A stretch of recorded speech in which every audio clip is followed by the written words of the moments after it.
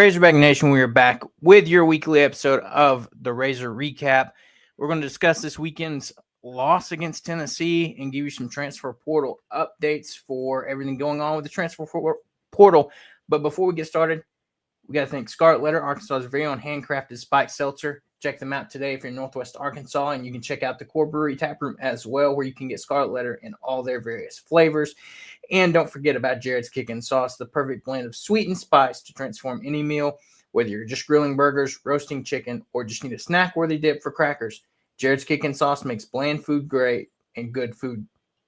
Bland food good and good food great. Don't settle for ordinary. Kick it up a notch with Jared's Kickin' Sauce, your go-to sauce for every occasion. Grab a bottle now at kickinsauce.com and let the flavor party begin. And, man, yesterday, that was a tough loss for Arkansas. I was not expecting that. I don't think you were either. We were talking on here where we thought the 12-point spread they were talking about was pretty steep. We figured it'd be, 10, maybe less than 1 to 2 possession game.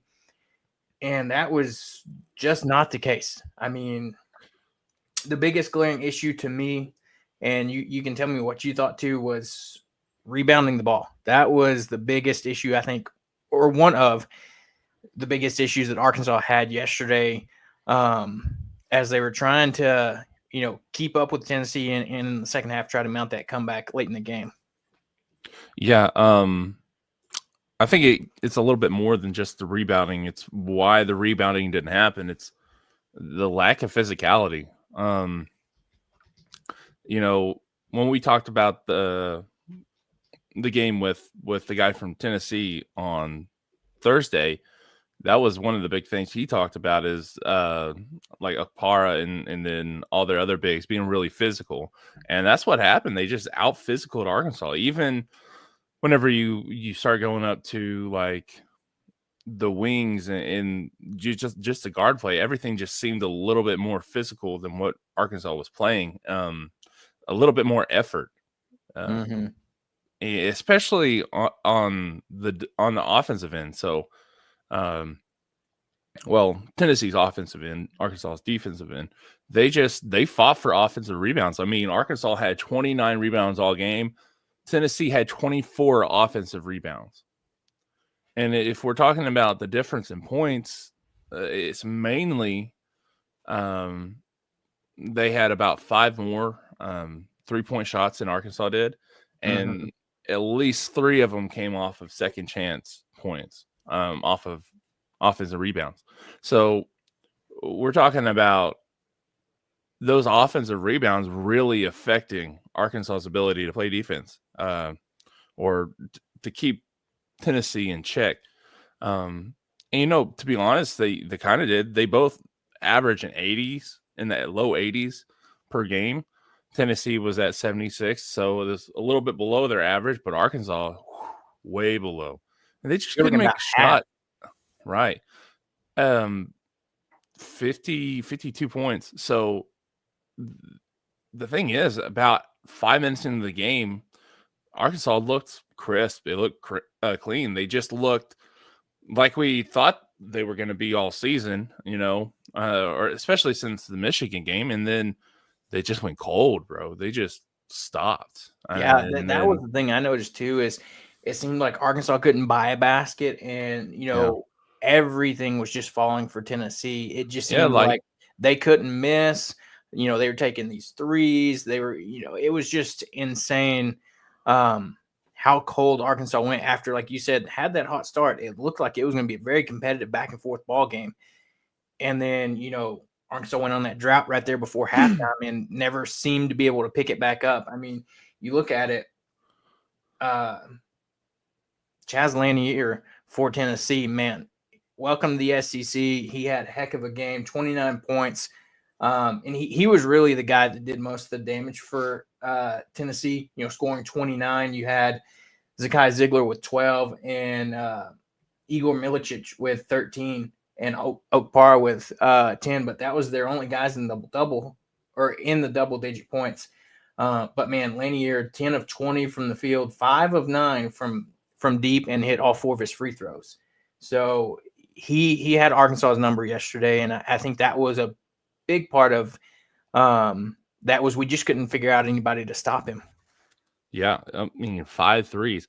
The thing is, he would just catch and shoot, and he probably has the fastest trigger. Release. Yeah. Yeah, out of anybody I've seen this season so far, and he's money each time. I mean, 5 of 9 and then he was 50% from the field. I was about to say Like, the dude was 50% just from the crazy. field.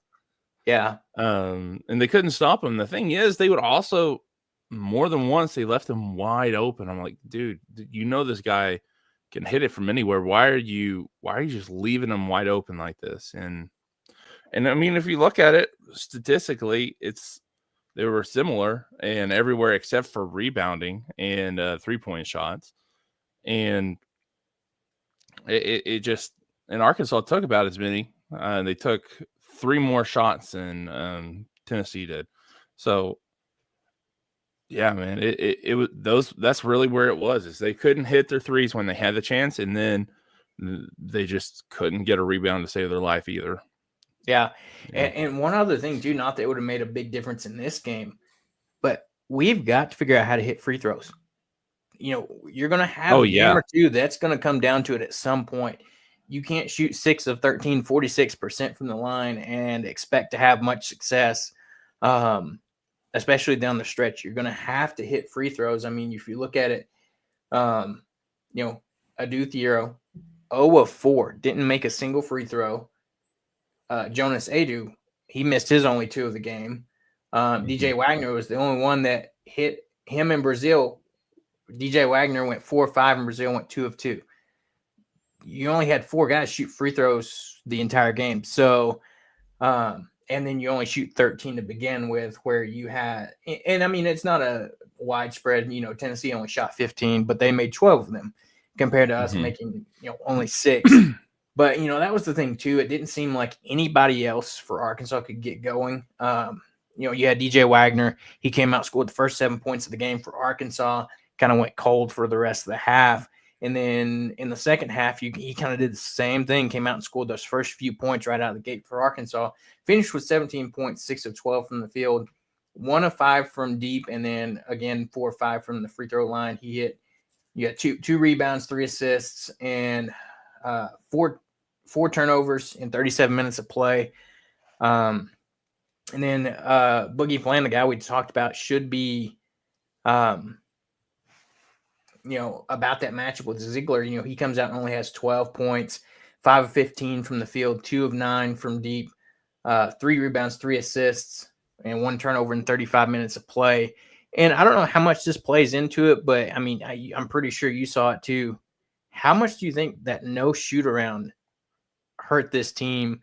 Do you think it was a big deal for this team, you know, coming in early game, not doing a shoot around, or, you know, were there other issues that probably caused this, or maybe a combination of both? It's probably, you know, a combination of being on the road for the first time in the SEC, and, you know, being in that type of environment. And the thing is, it really started going off when Lanier hit 2 or 3 baskets right in a row and started that 12-0 run there early in the first. And once the crowd gets into it, it's kind of hard to, especially for a young team, a team that hasn't been together for a long time, to, you know, get over that hump, especially if it's the first time in that type of experience, because they haven't had that this entire season. The closest would probably be their matchup with Michigan in New York. Yeah. In New York, but still the crowd theoretically is cut half and half, if not skewed more towards Arkansas. So this is the first time being in a true road environment, and they just didn't do well. But yeah, I don't think there's no shoot around was a great way to start. And there was a few, I think people misunderstood there were some no-shows. I think he was talking about there were some no-shows in the game. I don't think he was saying there was no-shows for shoot around. Yeah. If that makes sense.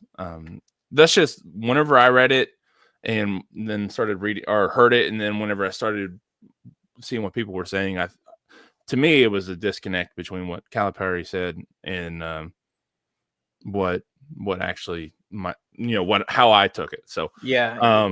but still, no, the no shoot around probably. And the thing is, I don't know. I don't really know how much stock to put into it because they started out great. Yeah. I think that it might have had a little bit to do with it, but I think mostly it was just the environment and not being able to overcome, 22,000 people yelling at you. So, Yeah, that's tough. You're talking about the physicality point too, and I don't know how much of it going back and the environment kind of being in his head a little bit, but I mean, these are games where you're going to have a guy like Jonas Adu step up big. I mean, he's going to be your big physical presence in ball games, and he just wasn't there. And I don't know how much of it he still looks like he might be a step or two slow, and still getting back into game shape, if you will. But then you also, you didn't get much out of Brazil either in this game. Two of the guys that are going to be, that you're going to have to count on this season. I mean, you saw Big Z come in, played 9 minutes this game, hit a 3, but other than that, not a ton there. So I think that's something that's going to have to be a focus of going into our game this week is Adu, Brazil, Big Z, even Adu Thiero. You've got to figure out how to get them ratcheting up that intensity, because if you have more games like this, with how tough the SEC is going to be this year, that's not going to be pretty for Arkansas. Yeah, and it's not even on the defensive end that Arkansas is not having that physicality. It's on the offensive side. It's on the offensive side because, I mean, defensively, they held Tennessee to 26 points in the paint. That's not bad. Arkansas only had 22, which isn't great, but they're not able to back down anyone down there. And the big one, if we want to talk about the physicality in the paint that we've had, it's been through Thiero, and he only shot 7 times this game, which is a little under what his normal is. And also, he shot 2 3-pointers, which was crazy to me. Like, the dude doesn't shoot 3-pointers, and now he's jacking them up. Like, what are you doing? Right. He didn't look good at all, or he didn't look like the normal Thiero that we've seen all season. And he only had 6 points to show for it, And that's one of the things that I thought was crazy. That he just didn't look good, but yeah, still with Adu in Brazil, that's got to get better. I'm not sure what's going on or why they were back down. So even Adu, I thought he was going to do better than what he did, because to start the game, he looked pretty good. So I was about to say he missed those 2 free throws early on, and the crowd was letting him have it. And I don't know how much of that, from a mental aspect may have gotten to his head. He's a veteran, seasoned player. So, but you got to think of a place that you played for 3 years, and you come back and now you have all those boos and the crowd yelling at you, compared to and going against some former teammates with Meshack, Zakai Ziegler, guys that you played with, and like they said on the broadcast, guys that he went to battle with last year. Now he's going against. But another thing you think about too, Ty says here, Nelly has no draft stock right now. After the start he's had to this season, he's one of those guys where it might have been better if he would have decided to go in the draft this year instead of coming back for another year of school. Because he's gonna have to do a lot between now and the end of the season to kind of get that stock back up, because he, a lot of people I've seen already kind of are dubbing him, one of the biggest transfer portal busts. Yeah. And I mean, right now there's nothing to refute that, but I don't know what's keeping him from getting it going. The supposed, flare up of his wrist injury, how serious is that kind of thing? There's a lot to read into it, but I mean, he's going to have to perform if Arkansas is going to have some success this year, because, yesterday he came in and he came off the bench, played 25 minutes, 0 points, 0 of 4 from the field, which all those being, 3-point shots, only 2 rebounds, and 1 turnover in the game. Yeah, and he's Not minus a great 20 stat. too. Do what? He's minus 20 Yeah, in 5 minutes. not great at all. Yeah. I was about to say, Arkansas didn't have a single positive in the plus or minus yesterday. No. So to be fair, though, on Jonas Adu, he only had shot. And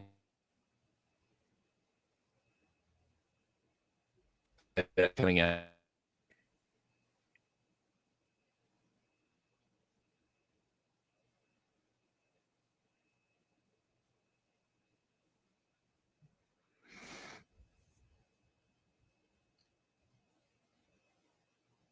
I think we might have lost you for a second there, but yeah.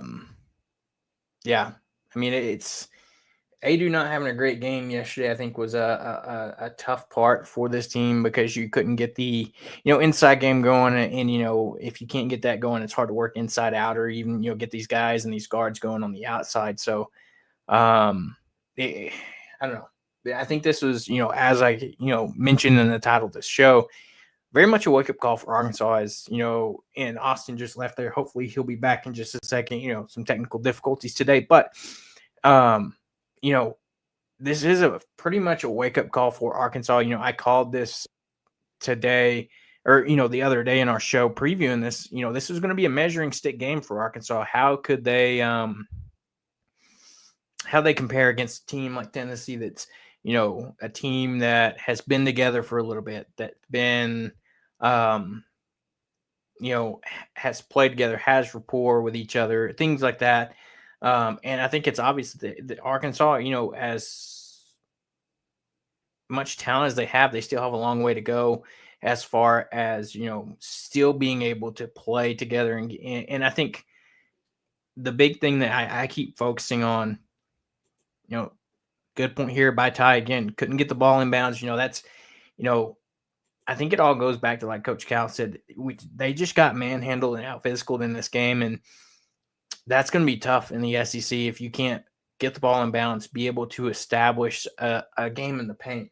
At the end of the day, other than like you had DJ Wagner being able to drive the ball and score, but you got to be able to throw it into your bigs like Adu, Brazil, even Thero.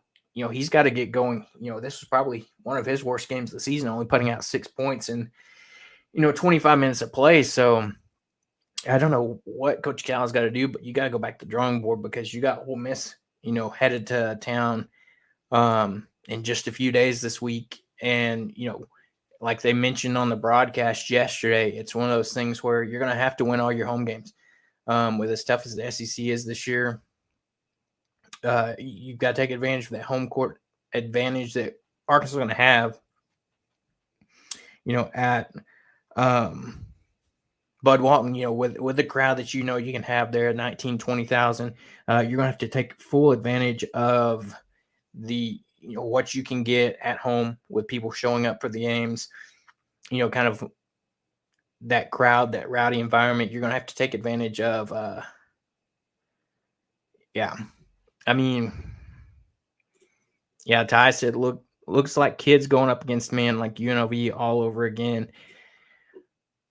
Yeah, it's going to be, they're going to have to definitely step up. I mean, you can't expect to win in the SEC without some type of, physical basketball, because, I mean, you saw that a little bit last year with the team that Muss had. You didn't really have an inside presence and you struggled shooting the ball. So, and you get beat out of the SEC tournament and miss the NCAA tournament altogether. So yeah, they're going to have to go back to the drawing board. Don't know what it's going to be. If they're going to have to scrimmage more physical or I quite honestly don't know, because I mean you already have a limited roster, if you will, and looks like we got Austin back with us now. But I was just talking about the went back to the idea of the physicality that Arkansas struggled with yesterday. And, I don't know what you have to do going back to the drawing board to maybe fix that, improve upon that before this next game against Ole Miss.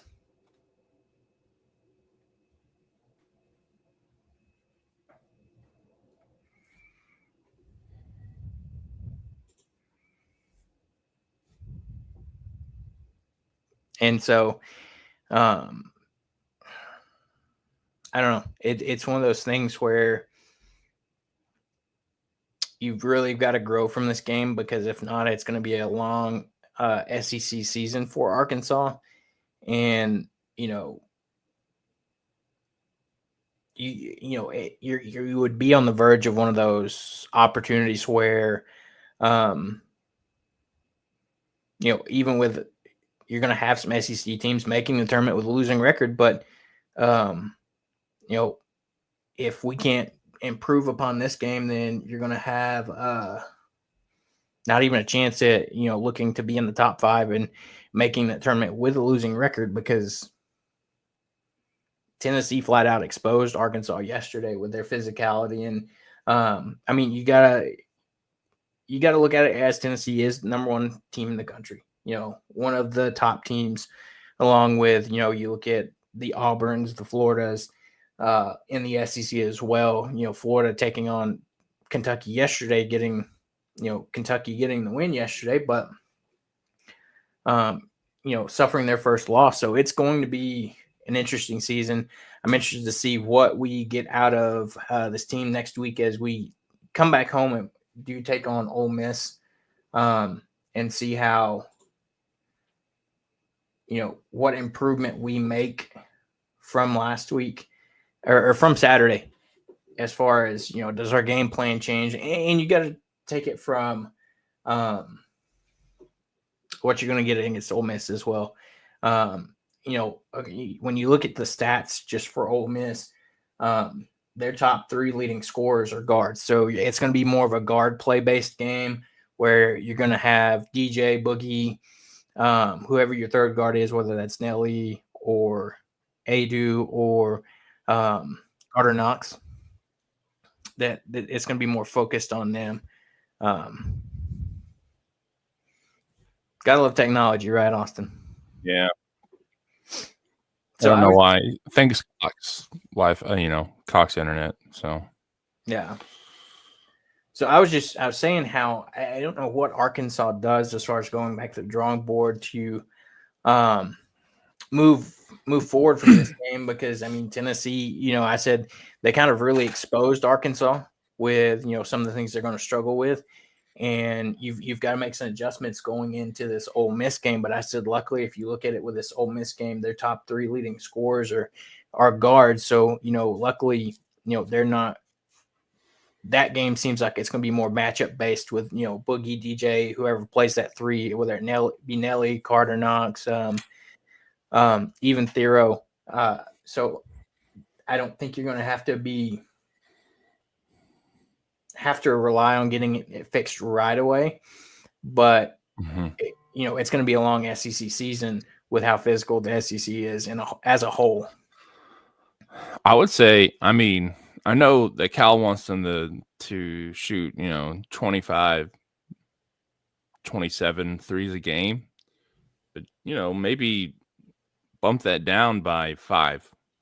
Say let's shoot for 20, or let's shoot for 18 threes, and make them go into the paint, make them do stuff like that, and make them drive a little bit more. And when you do that, you're, I don't know, I come from I guess an age where you just keep going until it just a light switch happens.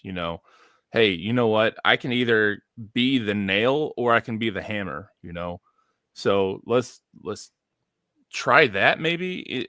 But other than that, I don't know. But it's makes you scratch your head a little bit as far as, where does this team go? It's like, like you said, you come in this next game with the mentality of, do you feed it into the paint and, just continue to work it in until, like you said, does that finally click on what's going to work best. And then, once you work inside, then you can work inside out, and maybe some shots start falling from the outside for you.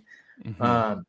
But yeah, I mean, this, I think that's the big thing that you've got to look at for at least you might catch a break in this Ole Miss game is, it doesn't seem like they play the inside game a lot.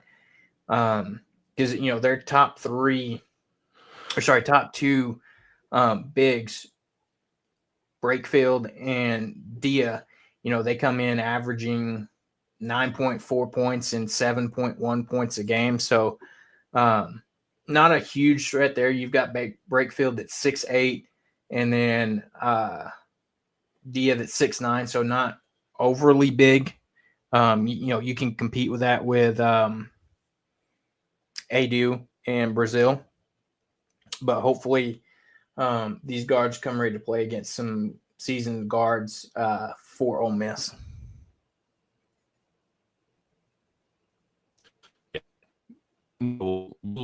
Things still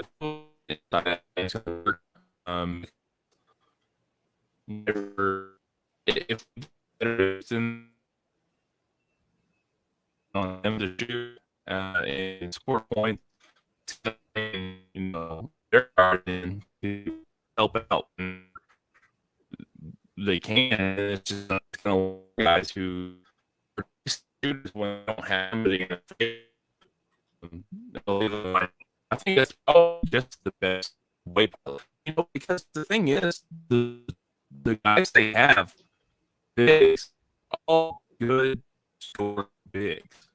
They've had chances to take over before, all three of them. So, I don't know. Losing connection.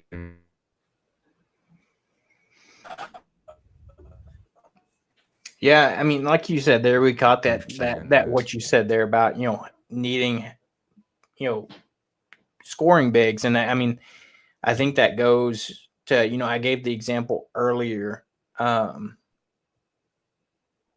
last year, is you didn't really have a good scoring big on that Musselman team last year. And, that we struggled in games where, you couldn't really size up against anybody.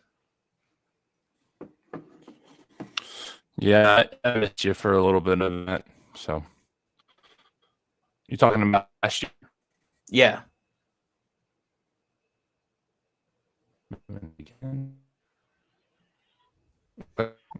No, I think so. Yeah. It's a weird thing. That have to be like I said, they start. They've got a start with parts too. I don't really think necessarily that AU or any but some of the guards and actually instead of threes. Looks like we lost Austin again there for a minute, but I think essentially the point he was trying to say, even through that struggle connection that I gathered and could piece together, was that it seems like that Arkansas is going to have to find a way to get Jonas Adu and these guys like Brazil going so that we can have that inside presence, because, even as much guard play as we might have, and, between DJ and Boogie and having that success there, if you can't get a guy like Jonas Adu that's an all SEC player, you saw that last year. If you can't get him going in some form or fashion and get him and Brazil to be more physical on the offensive side of the ball, then we could be in for a long season. And I'm hoping that Coach Cal has a plan in place. I'm sure he's got to. He's got a great coaching staff with him that, you can think about Kenny Payne back when he was in Kentucky, in his previous stint before he took the Louisville job, was they had some good bigs at Kentucky. He was a big big part of helping establish that at Kentucky. So hopefully, they can dig into some of their bags of tricks and, their experience that they have and, help, get this team ready to go as Ole Miss is coming to town this week. And, it's going to be the home opener for Arkansas, home opener for SEC on Wednesday at 6:00. So if you have tickets, get out there. Let's show up, and hopefully we can, kind of turn things around there and be ready for next week or be ready to kind of get things going in the right direction. So with that, Arkansas struggles in a SEC opener yesterday to, they lose on the road to Tennessee and 76-52, 24-point game. Didn't really think that would be the case.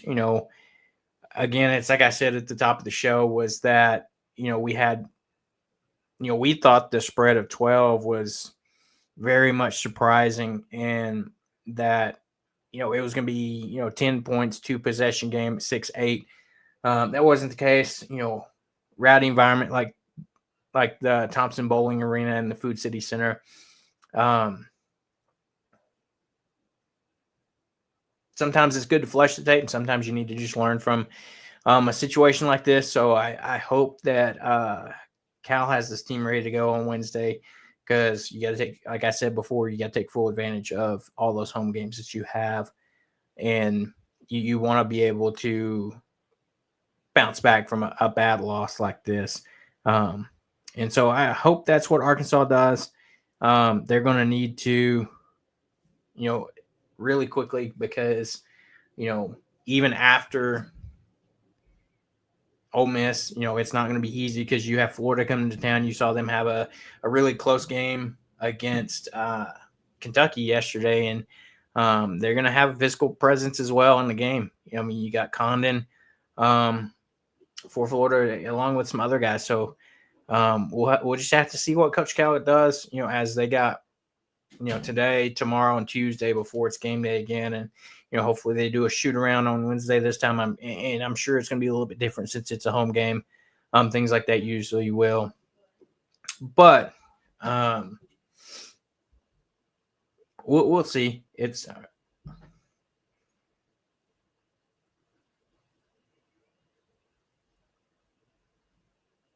so, with that, we'll jump over to some transfer portal news as, Arkansas, is in, late stages of transfer portal, not only a few more spots remaining as they kind of go into, the dead period here.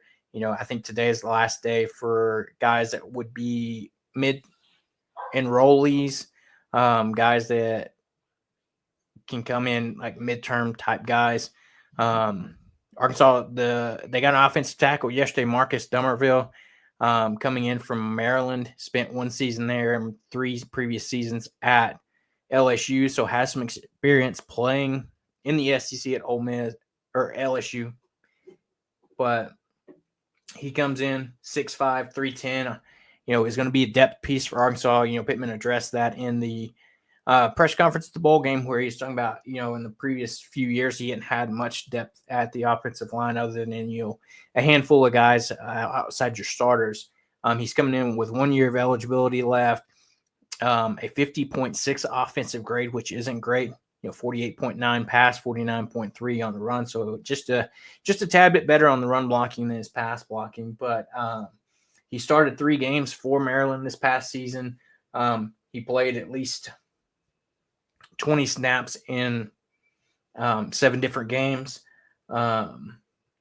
He did play with Maryland in 2023, but then spent 3 years at LSU from 20 to 22. He was a 4-star prospect out of high school, so he's a guy that I don't know if he's a guy that's going to come in and compete for a starting position, but he's a guy that I think can at least come in spring ball and help give you some competition. And because other than, you think Carmona and Amarion Harris, You've got to replace several guys across your offensive line, your starting center. Who knows? You may shift Carmona around to fill in those 2 guard spots and those 2 tackle spots. You brought in Caden Kittler, the center from UCF that transferred in, who you would think you would slot in as your starting center. But then, I feel like it's going to be an open competition, between, you think McCroy that came in from Oregon, extremely talented but no experience. You've got Robinson that's coming in from Georgia Tech, who was the number 2 offensive tackle in the class or in the transfer portal. And you've got a handful of other offensive linemen that have came in that, you're going to have to build this offensive line around. I think you've got some talent there. It's going to be interesting to see what spring ball looks like. And I think that's what is going to be a telltale sign is you're going to see some of these guys, competing against each other in spring ball. And that's what I'm going to want to look at is how's this offensive line looking when you lost, 60% of your line with both your starting center and backup center between Addison Nichols and Amari Wiggins. But then you think you lost Josh Braun, Patrick Kudus. You have Keyshawn Blackstock back, but, after the season he had, unless he makes some drastic improvement next year, I think he might be relegated to one of those depth pieces as well because if you looked at some of the stats on him, he doubled anybody. And I think it's going to be one of those things where he's going to have to earn his spot back, but he had, twice as many, I feel like, quarterback pressures according to stats than anybody else. And it's going to be one of those things where hopefully, we've got enough guys in here that they can push each other and we can have a improved line next year because you're going to have to, because I feel like you saw decent offensive line protection in the Liberty Bowl. And, yes, it is the bowl game, it is what it is, but you saw when Talon had more time that he was able to play much better. He was able to distribute the ball a little bit more. He was kind of forced to have to do that with not having Andrew Armstrong cut, so he was able to spread the ball around a little bit more. Seemed like he wasn't, having to run for his life every play, so, he was able to approach his run game much better whenever he had that offensive line that, gave him some time. He was able to make some reads, and then if nothing was there, decided to take off and run. And so, we've got a few more spots on this roster to fill out. And so you probably want to go after another receiver or 2, a few more DBs. You need to definitely probably add to this tight end room because right now, you had the Jaden Platt that came in from Texas A&M. Not sure what Paskey's going to do. I think he can come back. You got Maddox last year that was kind of your Swiss Army knife. They came in listed as fullback. They shifted him over to tight end. He's a guy that could be in that tight end room, but you're going to need to bring in 1 to 2 more guys. There's a kid that he is coming in from this recruiting class. The guy that went to school with, his name is escaping me, but came in with Madden Lava. That was kind of a package deal from reports that came out. So you're going to have a handful of guys that's going to come in and be able to compete, but we'll see what they do the rest of this portal cycle.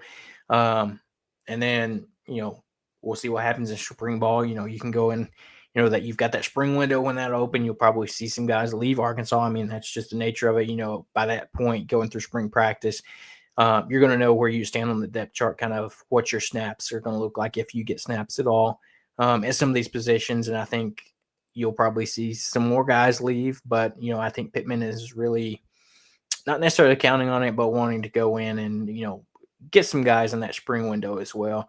So who knows, maybe we don't pick up too many more unless there's just a crazy talented guy that you feel like you're confident that you can go out and get.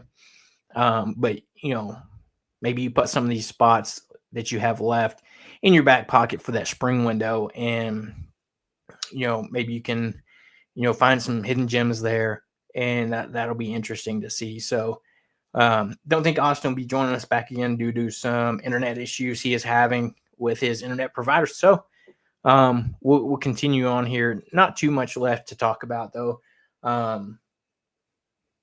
We're still seeing what's going to happen transfer portal wise. It's closed as far as you won't see any more people exiting for Arkansas. We're still waiting to see who's going to come in and replace Darren Wilson at that cornerbacks coach position. I haven't really seen any more names floated out there. It's going to be one of those things where I know they wanted to get somebody in pretty quickly. Don't know if they've had interviews, things like that, but we'll keep you updated on that.